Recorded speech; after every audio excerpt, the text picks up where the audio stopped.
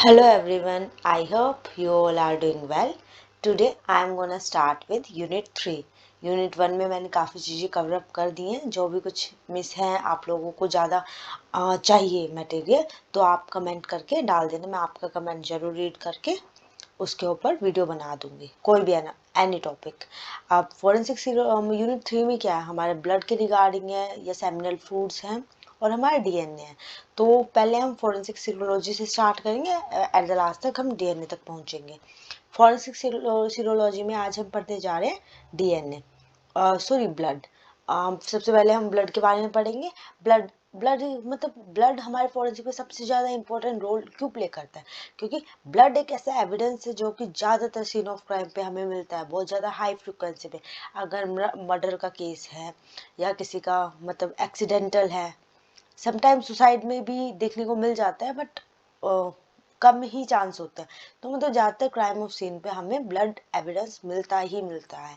थोड़े बहुत उसमें या हाई क्वांटिटी में या काफ़ी टाइम के बाद भी अगर हम क्राइम सीन पे विजिट करते हैं तो ब्लड हमें मिल सकता है.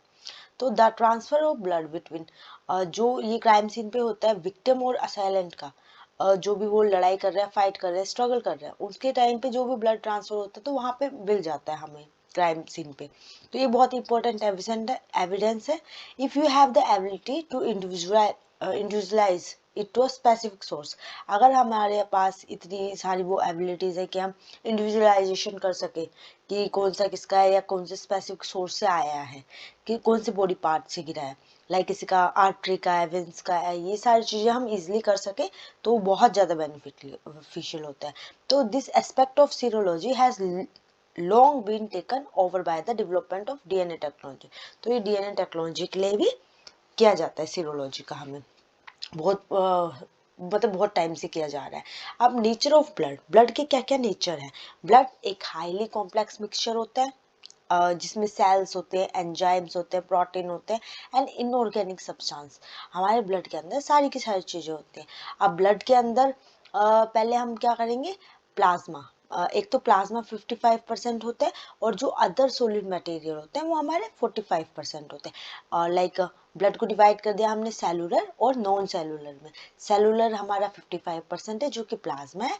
नॉन सेलुलर हमारा जो अदर एलिमेंट है, फॉर्म एलिमेंट है, वो हमारा 45% है. अब सेलुलर में प्लाज्मा में क्या होता है, ये एक फ्लूइड पोर्शन होता है ब्लड का. ये कंपोज होता है water and some account for 55% of blood content. तो ये हमारे प्लाज्मा होता है. इसके बाद जो 45% सॉलिड मटेरियल है वो हमारा आरबीसी, डब्ल्यूबीसी एंड प्लेटलेट्स, वो हमारे ये तीनों के तीनों होते हैं. अब इसके अंदर आरबीसी को सबको पता है इरेथ्रोसाइट बोलते हैं, डब्ल्यूबीसी को ल्यूकोसाइट्स बोलते हैं और प्लेटलेट्स को सस्पेंडेड इन प्लाज्मा. प्लेटलेट्स इसी के अंदर होता है. अब पीएच क्या होता है हमारे ब्लड का, 7.35 से लेके 7.45. ये स्लाइटली बेसिक होता है, हम इसको स्लाइटली बेसिक भी बोलते हैं. अब हम इसके बारे में डब्ल्यूबीसी काउंट कितना होता है पर एम एल ऑफ ब्लड, हमारे कई बार एग्जाम में पूछा गया है कि किसका मतलब कितना है. ब्लड काउंट है, बच्चे के अंदर कितना है, बोर्न न्यू बोर्न है, हमारे अडल्ट के अंदर कितना है. इस टाइप के क्वेश्चन आपको काफ़ी कुछ देखने के मिले होंगे एग्जाम के अंदर. तो यही है. अब इसके अंदर न्यू बोर्न के अंदर हमारे कितना होता है, 9,000 से लेके 30,000 तक हमारा डब्ल्यूबीसी काउंट देखने को मिल सकता है. पर अगर 2 साल के चिल्ड्रन है, 2 से 3 साल का, उसके अंदर हमें 62,000 से लेकर 17,000 तक हमें डब्ल्यूबीसी देखने को मिलता है. ओवर एंड अडल्ट के अंदर हमें 5,000 से लेके 10,000 तक का ब्लड काउंट देखने को मिल सकता है डब्ल्यूबीसी के. आरबीसी के लाइफ स्पैन कितने होते हैं, अब ये तो आप सभी को पता ही होगा. तो आरबीसी के लाइफ स्पैन होते हैं 100 डेज, जिसको हम 3 वीक्स भी बोल सकते हैं. और हमारा आरबीसी क्या होता है ये भी सबको पता ही होगा, जो कि हमारा नॉन न्यूक्लिएटेड होता है, जो मैच्योर आरबीसी होता है, जिसमें कोई न्यूक्लियस नहीं होता. अब इसके बाद हमारा blood clot when protein in the plasma known as fibrin. हमारे जो ब्लड क्लॉट कब होता है, जो एक प्रोटीन है जो फिब्रिन है वो ट्रैप कर देता है रेड ब्लड सेल को, जब भी हमारी ब्लड क्लॉटिंग होती है. मतलब मेनली ब्लड क्लॉटिंग का जो भी रोल प्ले करता है फिब्रिन करता है. ये भी हमारे एमसीक्यू में पूछा गया है ये क्वेश्चन भी. जब हम एमसीक्यू करेंगे तो उसके टाइम पे मैं आप लोगों को बता दूंगी. If the fibrin was removed, अगर हम फाइब्रिन को रिमूव कर देते हैं हमारे उसमें से, तो एक पेल येलोइश लिक्विड बनता है जिसको हम सीरम बोलते हैं. और आपको पता है सीरम का भी हमारे अब बहुत सारा फायदे होते हैं, हम बहुत सारी चीज़ें यूज कर सकते हैं क्राइम सीन से लेने के बाद, तो उसको भी आगे डिस्कस करेंगे। The two most important component कौन से होते हैं हमारे ब्लड के, red blood cell and blood serum, जो कि फोरेंसिक पर्पस के लिए, ब्लड आइडेंटिफिकेशन के लिए बहुत ज़्यादा यूज़ होता है।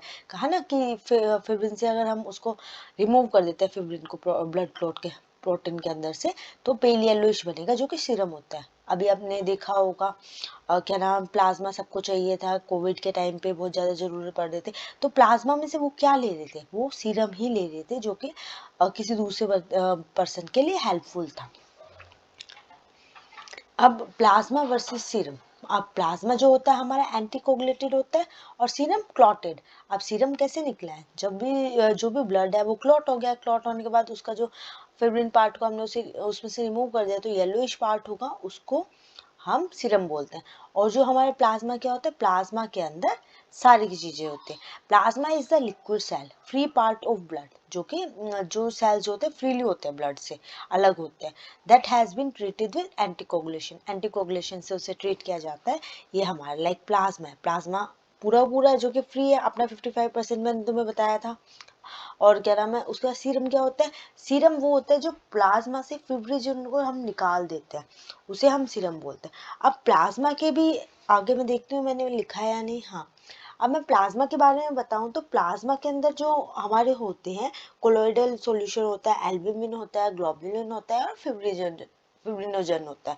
यहाँ पे मैंने लिखा नहीं है, बट मैं आप लोगों को ऐसे ही बता देती हूँ। जो कोलोइड होता है वो लिक्विड कंटेनिंग सस्पेंडेड सब्सटेंस रखता है दैट डोंट सेटल, जो कि सेटल आउट नहीं होने देगा हमारे उसको, प्लाज्मा को।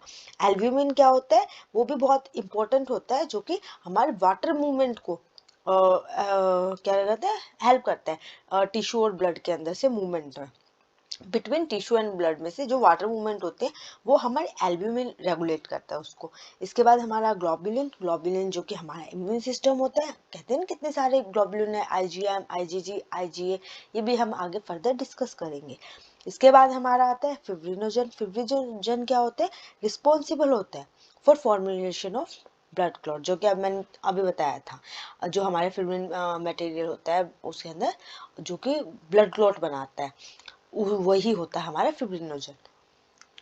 और इसको रिमूव करने से क्या बन जाता है, हमारा सीरम बन जाता है। प्लाज्मा से अगर हम फिब्रिन निकाल देते हैं तो हमारा सीरम बन जाता है, जो हमारा डीएनए के लिए भी बहुत हेल्पफुल होता है और ब्लड को भी डिफाइन कर सकता है। अब antigen in the blood, blood के अंदर कौन कौन से एंटीजन होते हैं, the RBC function is to transport oxygen.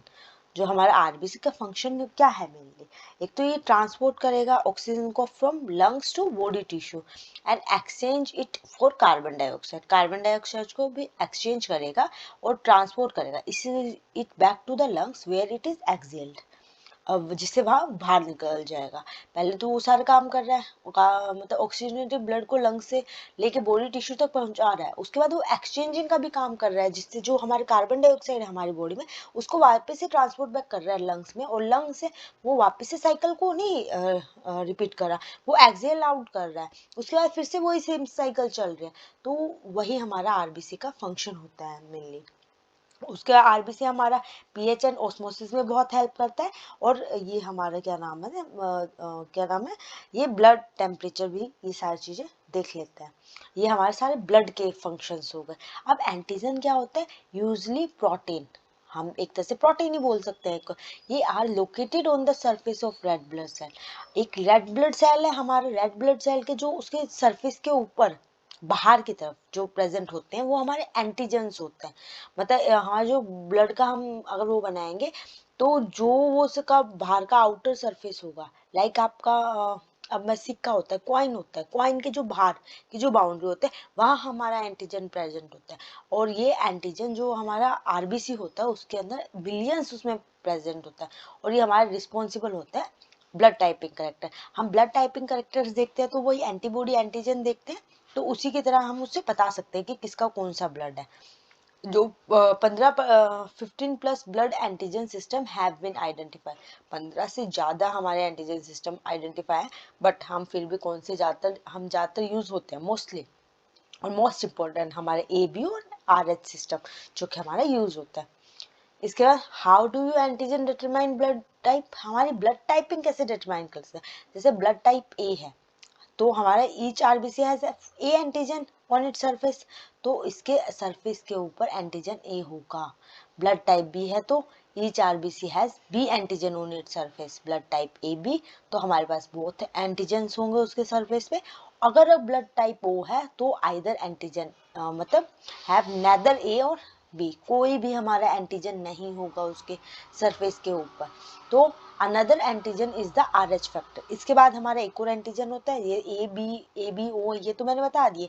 इसके बाद हमारा RH फैक्टर बोलते हैं जिसको हमें डी एंटीजन भी बोलते हैं, जो हमारे पॉजिटिव नेगेटिव बताता है कि ब्लड पॉजिटिव है या नेगेटिव है। हाँ, दोज विदाउट मतलब जिसके पास कोई कुछ भी नहीं है वो तो नेगेटिव है, और क्या नाम है जिसके पास डी एंटीजन प्रेजेंट है उसे हम RH पॉजिटिव बोल देते हैं। ठीक है। इसके बाद in routine blood banking the presence और absence of all the above antigen determine compatibility, उसकी कंपैटिबिलिटी के हिसाब से डिटरमाइन करते हैं जितने भी हमारे ब्लड बैंकिंग होते हैं। अब एंटीबॉडीज हम नेक्स्ट क्लास में करेंगे। आज के लिए बस इतना ही है। Thank you, bye. I hope you like it and please follow and subscribe my page. उससे मेरे को थोड़ा मोटिवेशन मिलेगा कि मेरे को 2 मंथ में आपका पूरा सिलेबस कवर अप करना है।